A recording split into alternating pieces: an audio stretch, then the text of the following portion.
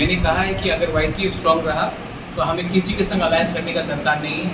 अगर यूथ हमारे साथ है तो we are ready to fight for greater people एंड हम लोग देखेंगे लास्ट जब तक हम लोग के अंदर सांस है हम लोग अपना डिमांड के लिए फाइट करेंगे। ये हमारा बात हुआ है और फाउंडेशन डे है 3 तारीख को। मैंने पूरा YTF को बोला है ब्लॉक वाइज आप लोग फाउंडेशन डे का प्रोग्राम ऑर्गेनाइज कीजिए हर ब्लॉक में और रेडी हो जाइए 1 लाख से। आजकल YTF की तरफ से कैसा काम देखने को पड़ रहा है? आपने देखा होगा कि ये गर्मी के समय YTF के वो वॉरियर्स ने ऑलमोस्ट 1,12,000 लीटर पानी डिस्ट्रीब्यूट किया है पूरे त्रिपुरा में।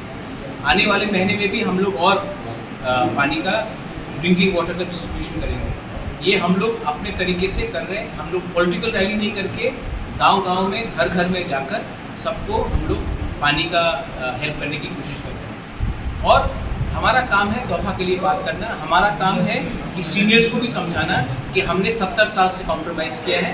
इसी के लिए आज हम लोग का ये परिस्थिति है। इस बार हम लोग कॉम्प्रोमाइज़ नहीं करेंगे। हम लोग रेडी है अपना स्टैंड दिखाने। Thank you.